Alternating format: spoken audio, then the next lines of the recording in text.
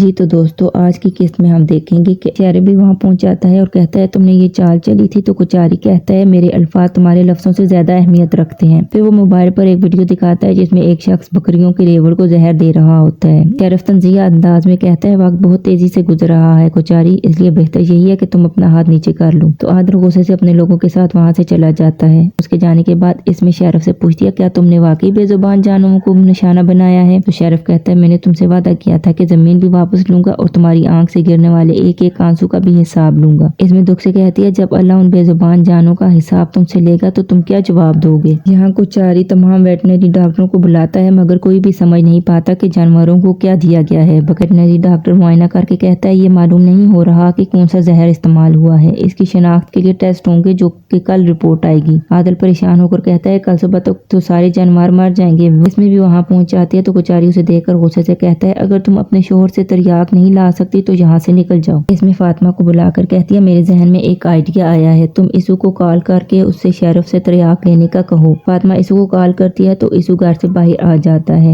فاطمہ ایسو سے کہتی ہے جب تمہاری ماں نے میرے بالوں کی چوٹیاں کاٹی تو تم خاموش رہی، ایک بار بھی نہیں کہا کہ لڑکی کی چوٹیاں مت کاٹو۔ تو ایسو کہتا ہے جب تمہاری بھائی نے مجھے ریوڑ کے نیچے پھینکا تو تم خاموش رہی۔ تو فاطمہ کہتی ہے تم اسی سزا کے مستحق تھے، تو اب وقت آ گیا ہے تم اسی ریوڑ کو بچانے کے لیے اپنے چچا سے تریاق لے کر ہمیں دو۔ تو ایسو کہتا ہے وہ تو تمام جانور مر بھی جائیں تب بھی تریاق نہیں دے گا۔ تو فاطمہ بد دعا دیتے ہوئے کہتی ہے خدا تم سب پر لعنت کرے۔ اس میں اور فاطمہ دکھی ہوتی ہیں۔ ایسو بظاہر خوشی سے شیرف کے پاس آتا ہے اور کہتا ہے کیا کمال کام کیا ہے میرے چچا آپ نے، کچاری تو اب تباہ ہو جائے گا۔ پھر وہ چچا سے گلے ملتے ہوئے کہتا ہے وہ زہر کہاں سے لایا تھا آپ نے اور کیا تریاق بھی ہے آپ کے پاس؟ تو شیرف جواب دیتا ہے ہاں ہے میرے پاس تریاق۔ پھر شیرف ایسو سے کہتا ہے جب تم نے فاطمہ کو اغوا کیا تھا تو میری ماں مجھ سے ملنے آئی تھی اور اس نے مجھ سے پوچھا کہ ایسو نے فاطمہ کو کہاں چھپایا ہے، تو میں نے بے وقوفی کرتے ہوئے سب کچھ اپنی ماں کو بتا دیا تھا، لیکن میں اب اپنے ہی خاندان کے کسی فرد پر بھروسہ نہیں کرتا، یہاں تک کہ اپنی ماں پر بھی نہیں۔ پہلے تم خود کو ثابت تو کرو پھر میں تم پر بھروسہ کروں گا۔ یہاں استنبول میں ہوٹل کے کمرے میں ایلینی کے کمرے کے دروازے پر دستک ہوتی ہے تو ایلینی دروازہ کھولتی ہے تو سامنے اوروچ اسے غسل خانے والے گاؤن میں دیکھ کر کمرے کی طرف دھکیلتے ہوئے کہتا ہے تم نے باتھ روم پہن کر دروازہ کھولنے کی عادت نہیں چھوڑی؟ تو ایلینی کہتی ہے میں اور کیا کرتی، تم نے دروازہ کھٹکھٹایا اور میں نے کھول دیا۔ اوروچ مسکراتے ہوئے اسے کھانے کا پوچھتا ہے، پھر کہتا ہے کہ تم نے کھانا کھانا ہے تو تیار ہو جاؤ، میں باہر انتظار کرتا ہوں۔ تبھی ایسو پریشانی سے اوروچ کو کال کرتا ہے۔ ایسو بتاتا ہے کہ چچا نے کچاری کے پورے ریوڑ کو زہر دے دیا ہے، اگر کچاری نے زمین واپس نہ کی تو سب بکریاں مر جائیں گی، ہمیں نہ زہر کا نام معلوم ہے اور نہ ہی اس کا تریاق، میں پاگل ہو جاؤں گا، میں تم سے بھیک مانگتا ہوں کچھ مدد کرو۔ یہاں دوسری طرف شیرف کچاری کو فون کر کے کہتا ہے بتاؤ تو کتنی بکریاں مار چکی ہیں؟ عادل اس میں کو دیکھتے ہوئے کہتا ہے تم اپنی بیوی کی زمین لے لو اور تریاق دے دو۔ تو شیرف کہتا ہے میری رقم بھی واپس کرو گے۔ عادل جب جانے لگتا ہے تو امیرم چچا اور گیس ابو سے روک لیتے ہیں کہ ہم یہ تمہیں نہیں کرنے دیں گے، ہم نے بہت مشکل سے حاصل کیا ہے۔ گیس تو کچاری مرتی ہوئی بکریوں کو دیکھتے ہوئے کہتا ہے معلوم نہیں باقی جانور کس حال میں ہوں، کیا میں ہزاروں بے زبانوں کو اس لیے مرتا ہوا چھوڑ دوں کہ میں چیزیں واپس نہیں کرنا چاہتا؟ تو امیرم چچا کہتا ہے اگر ضرورت پڑی تو ہاں سب مر جائیں مگر شیرف کو کچھ بھی واپس نہیں دیں گے۔ کچاری کہتا ہے میں فرتونہ خاندان سے سب کچھ واپس لوں گا مگر بدلے کی خاطر ایک بھی جان کو ضائع نہیں کرنے دوں گا۔ وہ جانے لگتا ہے تبھی ایلینی کی کال آتی ہے تو اوروچ اس کو کہتا ہے اگر زمین واپس بھی کر دو کوئی تو بھی ضروری نہیں کہ شیرف تریاق تمہیں دے۔ پھر ایلینی کہتی ہے ایک اور راستہ ہے، کیا تم مجھے ویڈیو کے ذریعے جانوروں کو دکھا سکتے ہو؟ تو عادل واپس جا کر جانوروں کی طرف موبائل کرتا ہے۔ ایلینی کہتی ہے جانوروں کی آنکھوں کی پتلیاں پھیل گئی ہیں اور ان کی زبانیں جامنی بلکہ نیلی ہو چکی ہیں۔ پھر وہ نیکو سے پوچھتی ہے کہ یہ کس زہر کی علامت ہے؟ تو نیکو جواب دیتا ہے نیلی زبان نائٹرائٹ زہر کی نشانی ہے، اس کے لیے میتھیلین بلیو کو زہر کے تریاق کے طور پر استعمال کیا جاتا ہے۔ میتھیلین بلیو عام طور پر فارمیسیوں اور پالتو جانوروں کی دکان پر بڑی مقدار میں دستیاب ہوتا ہے۔ یہ سنتے ہی کچاری تمام آدمیوں سے کہتا ہے اراکلی اور ترابزون کی ہر فارمیسی اور پالتو جانوروں کی دکان چیک کرے، جہاں سے بھی میتھیلین بلیو ملے تو لے کر واپس آؤ۔ ایلینی عادل سے کہتی ہے ان آدمیوں کے واپس آنے تک کم از کم 2 گھنٹے لگ جائیں گے،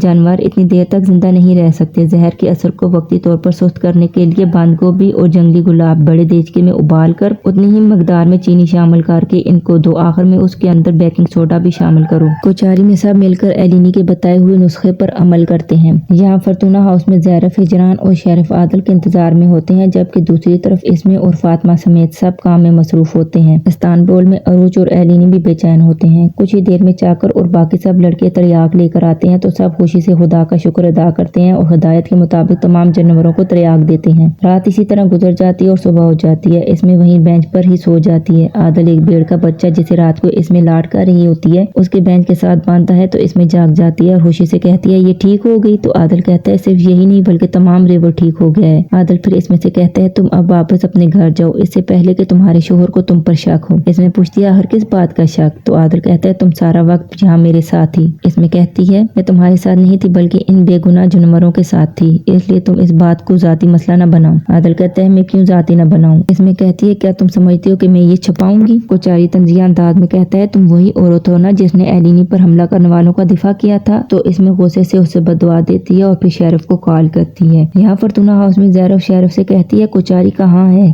क्या उसे उनकी रकम और जमीन वापस नहीं करनी थी। तो शेरिफ गुस्से से कहता है मुझे नहीं मालूम, शायद कोचारी ने मेरी जमीन वापस करने की बजाय हजारों जानवरों को कुर्बान करना बेहतर समझा हो। फिर वो कहता है मैं अपनी बीवी की तरफ जा रहा हूँ। तो शेरी खानम कहती है उसका अंजाम बहुत बुरा होगा। तो अपनी माँ से कहता है कि कोचारी अब खत्म हो चुका है क्योंकि उसके रेवड़ के बगैर कोई हैसियत नहीं। तभी शेरिफ का फोन बजता है तो शेरिफ इसमें से कहता है मैं अभी तुम्हें ही फोन करने वाला था। तो इसमें कहती है मैं तुम्हें बताना चाहती थी कि हमें मैथिलीन ब्लू मिल गया है और तुमने जिन बेजुबान जानवरों को जहर दिया था वो सब बच गए हैं। वो मजीद बताती है कि मैं रात पर यहीं रही और मुझसे जितना भी हो सका मैंने मदद की। आदल इसमें को उसके पागलपन पर गुस्से से देखता है। इसमें फिर शेरिफ से कहती है जब तक तुम लोग इस दुश्मनी में बेगुनाह जानों को घसीटते रहोगे मैं हमेशा मासूम जानों की मदद करती रहूंगी। यहाँ इसमें की बात पर ज़ैरफ और शेरिफ की आंखें खुल जाती हैं। शेरिफ गुस्से से अपना मोबाइल तोड़ देता है। आदल गुस्से से कहता है क्या तुम पागल हो गई हो लड़की, वो शख्स जिसने हजारों जानवरों को जहर दिया है वो तुम्हारे साथ क्या करेगा, सोचा है तुमने। इसमें आदल से कहती है क्या तुम डर गए थे। तो आदल कहता है हाँ मैं डर गया था, खुदा तुम्हें पूछे।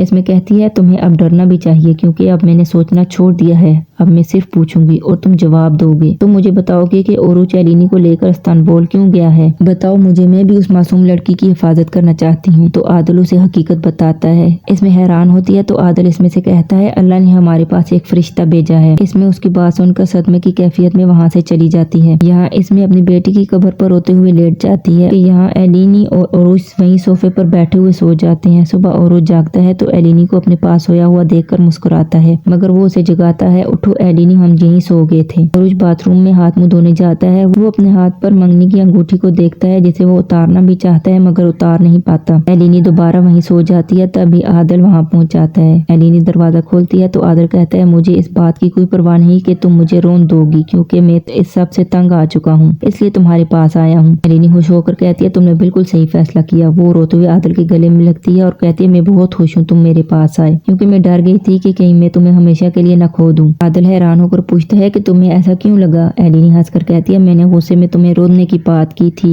मगर हकीकत में मैं ऐसा कभी नहीं कर सकती। आदल फिर जानवरों को बचाने पर उसका शुक्रिया अदा करता है तो एलिनी कहती है सिर्फ मैंने ही नहीं बल्कि इसमें ने भी बहुत मदद की थी। मैंने सब देखा है कि बहिरा असमत में तुम दोनों के दरमियान कुछ खास चल रहा है। आदल फिर एलिनी से पूछता है क्या तुम्हें अपनी माँ के बारे में कुछ सुराग मिला। तो वो खुशी से बताती है हाँ आज हम उस बूढ़ी खातून से मिलने जा रहे हैं जो उस अस्पताल में काम करती थी। तभी ओरुच बाथरूम से निकलता है तो आदल उसे गुस्से से देखता है। आदल ओरुच को मुक्का मारता है और कहता है तुम लड़की के कमरे में क्या कर रहे हो। फिर मंजर बदलता है। तभी आइनूर नामी वो लड़की उनके पास आती है और अपनी माँ के पास उन्हें लेकर जाती है। वो अपनी माँ से कहती है माँ तुमसे कुछ मेहमान मिलने आए हैं। वो बूढ़ी औरत आइनूर को देखकर कहती है क्या तुम मेरी बेटी हो। एलिनी उसकी हालत पर परेशान होती है। आदल निहायत नरमी से उससे अस्पताल के पुराने दिनों के बारे में पूछता है तो वो औरत कहती है तुम कौन हो, यहाँ से जाओ। तो एलिनी रोने लगती है। आइनूर कहती है अगर इन पर मजीद जोर डाला गया तो इनकी हालत मजीद खराब हो सकती है। एलिनी वहीं बैठे हुए इत्तराब में देख रही होती है। जब उसकी नजर सोफा कुशन पर पड़ती है तो वो सोफा कुशन लेकर शर्ट में रखकर खुद को हामला जाहिर करती है। तो वो औरत एलिनी को राजदारी से कहती है वो इस अस्पताल में हर किस बच्चे को जन्म न दे क्योंकि यहाँ बच्चे फरोख्त किए जाते हैं। तो एलिनी उससे पूछती है बच्चे कौन बेचता है। तो वो बताती है दाई सुल्ताना सुरमेली। एलिनी आदल की तरफ देखती है तो आदल एलिनी से कहता है वो उसे ढूंढ लेगा और उसे सच उगलवा लेगा और अगर इस सारे मामले में फॉर्तूना खानदान का हाथ हुआ तो उन पर क़यामत का दिन होगा। यहाँ फॉर्तूना हाउस में इसमें बंदूक लेकर आती है और कहती है शेरफ भाई कहाँ है। तो ज़ैरफ और हिजरान कहते हैं खुदा के लिए आहिस्ता बोलो इसू सुन लेगा। तो इसमें मजीद ऊंचा बोलकर कहती है शेरफ भाई कहाँ है। तभी शेरफ दूर से आते हुए उसे कहता है तुम कल रात कहाँ थी।